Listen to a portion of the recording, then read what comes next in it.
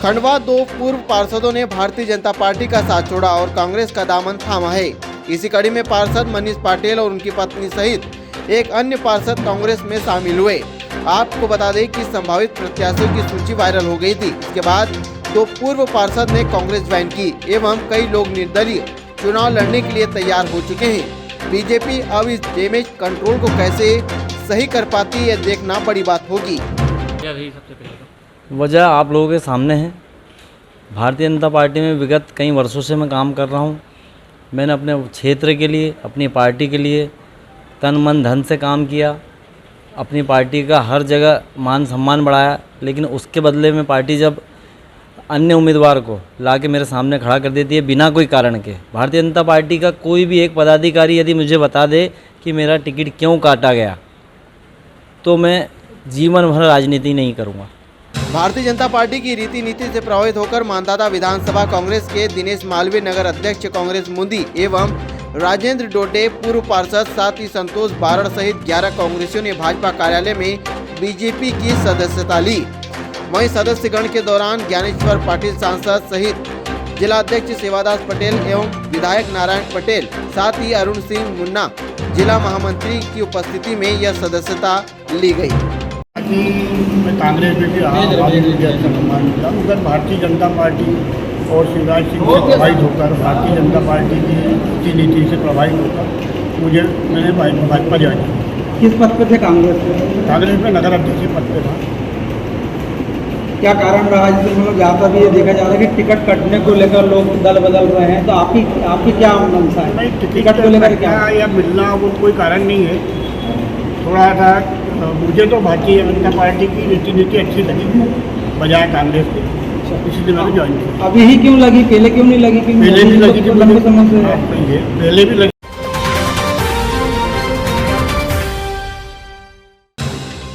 कांग्रेस और बीजेपी के महापौर टिकट की घोषणा होने के बाद आम आदमी पार्टी ने भी अपने महापौर कैंडिडेट की घोषणा कर दी। बता दें कि श्रीमती वंदना सोनी को महापौर का टिकट दिया गया है।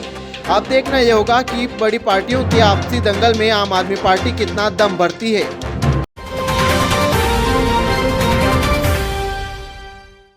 खंडवा जिले के मुंदी थाना अंतर्गत ग्राम बांगरदा में आगजनी के बाद एक मंजिल मकान ढह गया, जिसकी चपेट में आने से बचाव करने वाले राहुल पिता मंगत बिलाला निवासी बांगरदा की दुखद मौत हो गई। बता दें कि यहां पर एक किराना दुकान में आग लगी थी। सामान निकालने के दौरान ये घटना घटित हुई। बता दें कि तल के आधार पर स्थित किराना दुकान में रात में करीब 2 बजे अचानक आग लगी थी। वहीं आगजनी और मकान ढहने से लाखों का नुकसान होने की बात भी सामने आई। वहीं राहुल की मौत से समूचे बांगरदा ग्राम में शोक की लहरें।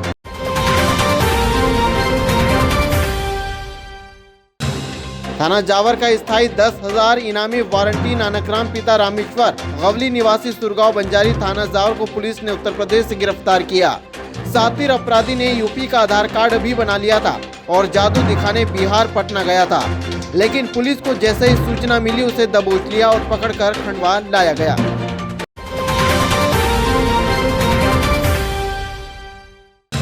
भारतीय जनता युवा मोर्चा के द्वारा आज प्रेस कॉन्फ्रेंस आयोजित की गई, जिसमें नरेंद्र मोदी के द्वारा ऐतिहासिक अग्निपथ योजना लॉन्च की गई थी, जिसके संबंध में आज बातें कही गई। विधायक ने कहा कि अग्निपथ योजना निकालकर सरकार ने युवाओं को रोजगार का सुनहरा अवसर दिया।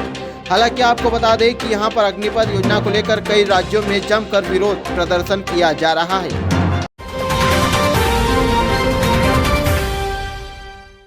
देश में हो रही जिहादी मानसिकता, कट्टरता व हिंसा के विरुद्ध आज बजरंग दल खंडवा द्वारा राष्ट्रपति के नाम ज्ञापन सौंपा गया।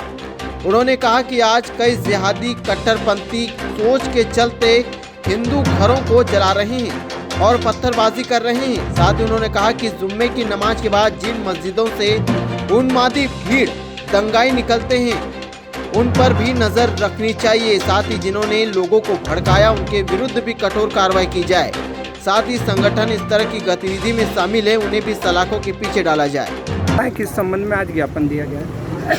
आज जो ये ज्ञापन है विश्व हिंदू परिषद बजरंग दल द्वारा जो शुक्रवार की नमाज के बाद जो घटनाएं हो रही है हिंसा की, विभिन्न 13 राज्यों में पूरे देश में ये घटनाएं हुई है, उस घटना के खिलाफ ये ज्ञापन दिया गया है। इसमें हमने मांग की है कि जो मुस्लिम समुदाय द्वारा हिंदुओं के ऊपर हिंदुओं की संपत्ति पे, शासन प्रशासन की संपत्ति पे, मंदिरों पर जो आक्रमण हुए हैं उसके जो खिलाफ जो है जिनने किया है उनकी गिरफ्तारी हो और उन पर कड़ी से कड़ी कार्रवाई की जाए।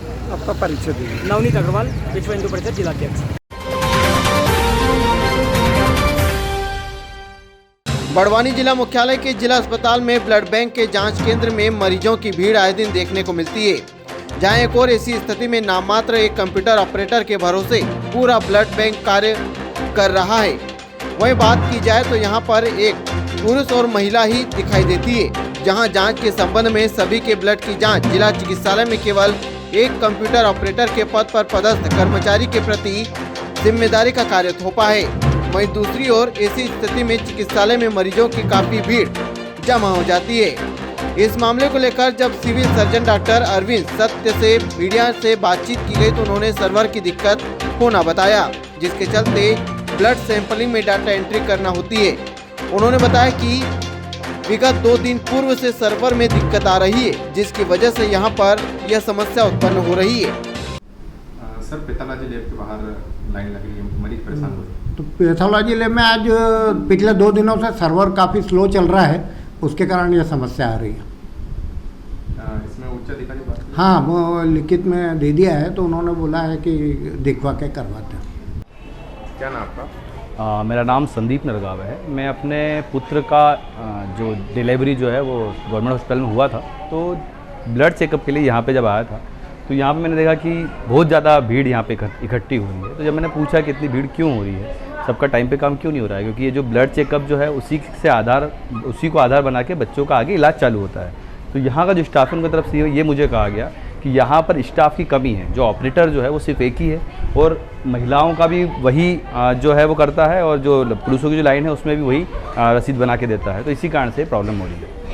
क्या होना चाहिए समाधान होना चाहिए? इसमें मेरा मानना ये है कि अगर ऑपरेटर 2 हो, जो महिलाओं की जो लाइन है उसको हैंडल करे और एक जो है वो पुरुष की लाइन जो है उसको हैंडल करे, तो अगर अलग अलग अगर ऑपरेटर होते हैं तो ये जो लोग जो यहाँ पे परेशान हो रहे हैं वो परेशान नहीं होंगे।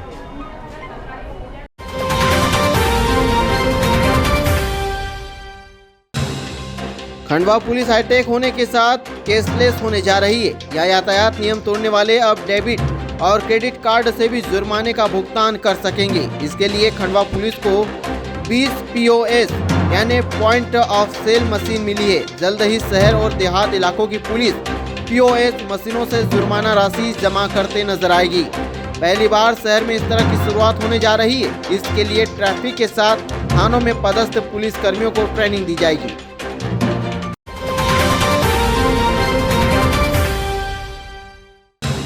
खंडवा के पंजाब कॉलोनी खंडवा निवासी सरदार दर्शन सिंह कुकरेजा ने अपने निधन उपरांत देहदान हेतु देहदान घोषणा पत्र भरा। जानकारी देते हुए नारायण भारती ने बताया कि दर्शन सिंह कुकरेजा ने समाचार पत्रों में देहदान के समाचार व मेडिकल कॉलेज में मृत देह की आवश्यकता व देहदान जागरूकता कार्य से प्रेरित होकर निधन उपरांत देहदान का मन बनाया। नेत्रदान, देहदान एवं अंगदान जन जागृति समिति खंडवा के सदस्यों से संपर्क कर घर बुलाया। वहीं समिति सदस्यों को अपने निधन उपरांत देहदान की घोषणा पत्र पर पत्नी एवं गुरमीत कौर व पुत्र रमिंदर सिंह कुकरेजा के हस्ताक्षर युक्त देहदान घोषणा पत्र को भरकर सौंप दिया।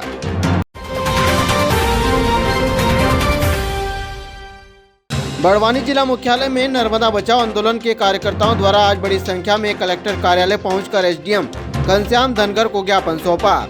इस दौरान नर्मदा बचाओ आंदोलन की नेत्री मेधा पाटकर ने पुनर्वास के मुद्दे पर कहा कि सरकार द्वारा दी जा रही जानकारी को भ्रामक बताते हुए आज भी कई ऐसे डूब प्रभावित हैं जो अपने रहने की छत के लिए तरस रहे हैं। वहीं शासन प्रशासन के दरबारों में अपनी मांगों को लेकर दर बदर भटक रहे हैं, किंतु ऐसी परिस्थिति में भी सरकार समझ नहीं पा रही।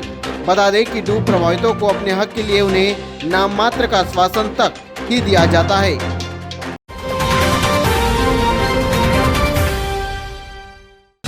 16 जून 2022 को शासकीय प्राथमिक विद्यालय ललवाड़ा में शाला प्रवेश उत्सव का आयोजन किया गया। शाला में 5 वर्ष से अधिक आयु के बच्चों को कक्षा पहली में प्रवेश दिया गया।